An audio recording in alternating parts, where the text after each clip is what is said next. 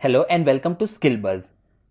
Friends, phishing term hacking world में काफी ज्यादा पॉपुलर है एंड फिशिंग को यूज करके हर रोज किसी न किसी का अकाउंट, चाहे वो फेसबुक अकाउंट हो या फिर इंस्टाग्राम का अकाउंट हो या फिर क्यों ना वो नेट बैंकिंग के क्रेडेंशियल्स हो, ये सब अकाउंट पर डे बेसिस पर काफी ज्यादा बड़े अमाउंट में हैक किए जाते हैं।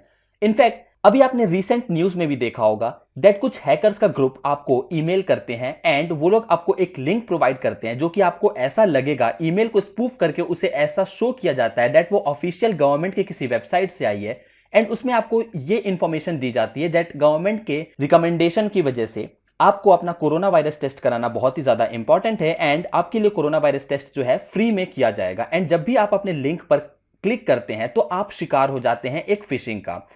तो आप आज ये वीडियो देखते रहिए। हम लोग इस वीडियो में ये डिस्कस करेंगे कि फिशिंग होती क्या है, इससे कैसे अपने आप को सेव किया जा सकता है एंड हम लोग एक रियल लाइफ एग्जांपल भी देखेंगे कि हैकर्स किस तरीके से फिशिंग एक्टिविटी को परफॉर्म करते हैं। हम लोग अपने एक लोकल लेवल पर ही फिशिंग अटैक को परफॉर्म करने वाले हैं। So my name is Vishal, you are watching skill buzz. Let's start. Video start करने से पहले आप हमारे चैनल स्किल बज़ को सब्सक्राइब कर लें and also make sure to press the bell icon to never miss an update. So first of all, what is phishing? As you can see it from here, phishing is an attempt to acquire information such as username, password, etc. मतलब hacker आपको किसी भी तरीके से manipulate कर सकता है that आप खुद से उस हैकर को अपना यूजर नेम पासवर्ड प्रोवाइड कर दें। अब वो कैसे किया जा सकता है? सपोज आपको कोई एक मेल आता है जो कि आपके कंपनी की तरफ से आता है या फिर आपके बैंक की तरफ से आता है, उसमें कोई भी इंफॉर्मेशन लिखी हो सकती है दैट कंपनी की ये पॉलिसी है दैट आपको अपने फेसबुक अकाउंट में जाकर के कोई एक फॉर्म फिल करना है, या फिर हो सकता है कि आपके बैंक ने कोई एक इंफॉर्मेशन प्रोवाइड किया हो लाइक कि हमारे बैंक के थ्रू आपको ये मेल आया है दैट आपको अपने क्रेडेंशियल्स वेरीफाई करने हैं एंड आपको एक लिंक प्रोवाइड किया जाएगा। एंड जब भी आप उस लिंक पर क्लिक करते हैं आपके सामने फेसबुक या फिर आपका बैंक आईडी उसी के जैसा एकदम एग्जैक्टली सेम पेज ओपन हो जाता है जहां पर आपसे आपके क्रेडेंशियल्स आस्क किए जाते हैं एंड जैसे ही आप अपने क्रेडेंशियल्स एंटर करते हैं आपके क्रेडेंशियल्स फेसबुक या फिर उस बैंक के ओरिजिनल सर्वर के पास ना जाकर के हैकर के पास चले जाते हैं। ऐसा इसलिए बिकॉज वो मेल जो होता है वो हैकर ने किया होता है, ओरिजिनल कंपनीज ने नहीं किया होता है। अब आप ये सोच रहे होंगे दैट अगर कंपनीज ने मेल नहीं किया है, हैकर्स ने किया है, तो ऑब्वियसली हम लोग मेल आईडी को चेक करके पता लगा सकते हैं दैट ये मेल जो है वो ऑफिशियल ऑर्गेनाइजेशन से नहीं आई है। बट इन दैट केस मैं आपको बता दूं ईमेल स्पूफिंग की काफी ज्यादा टेक्निक्स अवेलेबल हैं जिनको यूज करके एकदम एग्जैक्ट कॉपी क्रिएट की जा सकती है ईमेल की एंड ईमेल को स्पूफ करके आपको ट्रिक किया जा सकता है दैट ईमेल जो है वो ओरिजिनल ईमेल हैकर की तरफ से ना आकर के आपके ओरिजिनल ऑर्गेनाइजेशन से आया हुआ है। तो ये बेसिक मतलब होता है फिशिंग का। अब कितने टाइप के फिशिंग होते हैं?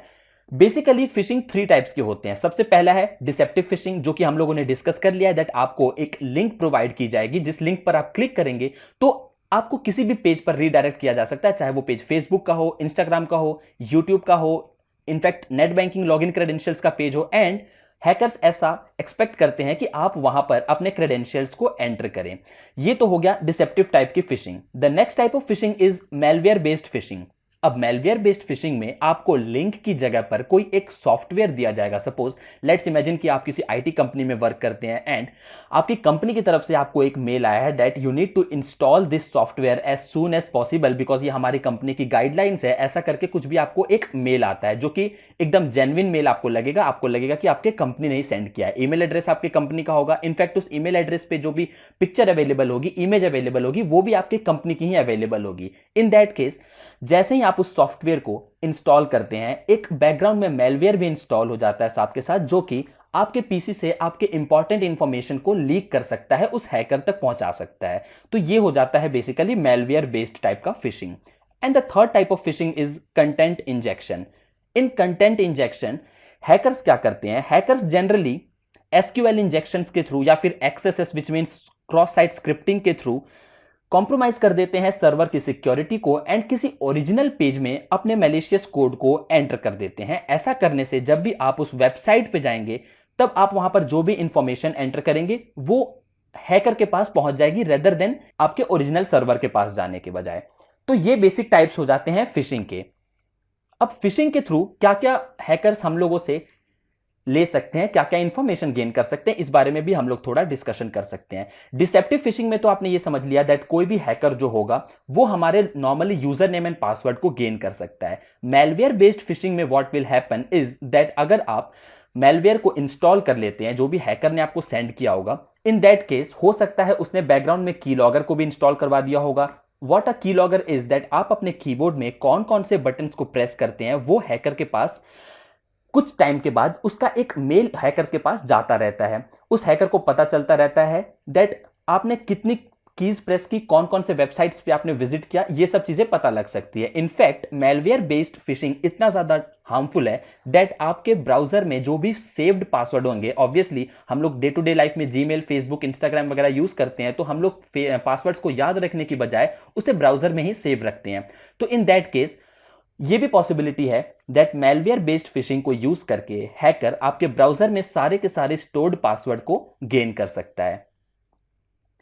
इसके बाद कॉजेस ऑफ फिशिंग। फिशिंग के बेसिकली क्या क्या कॉजेस हो सकते हैं? सबसे पहला जो हम लोगों ने ऑलरेडी डिस्कस कर लिया है दैट मिसलीडिंग ईमेल्स हो सकते हैं आपको सेंड किए जाएं, जिसको क्लिक करने के बाद आप मैलिशियस वेबसाइट पर पहुंच जाएंगे, एक कॉपीड वेबसाइट पर पहुंच जाएंगे, जहां पर आप जैसे ही अपने क्रेडेंशियल एंटर करेंगे वो क्रेडेंशियल्स हैकर के पास पहुंच जाएंगे। Next is vulnerabilities in browsers. मतलब हो सकता है आपका ब्राउजर आप जो भी यूज करते हो, मोजिला, फायरफॉक्स, क्रोम, कुछ भी यूज करते हो, इन दैट केस हो सकता है आपका ब्राउजर आउटडेटेड हो। इन दैट केस कुछ वल्नरेबिलिटीज फाइंड आउट करके उन ब्राउजर्स के वल्नरेबिलिटीज का एडवांटेज लिया जा सकता है।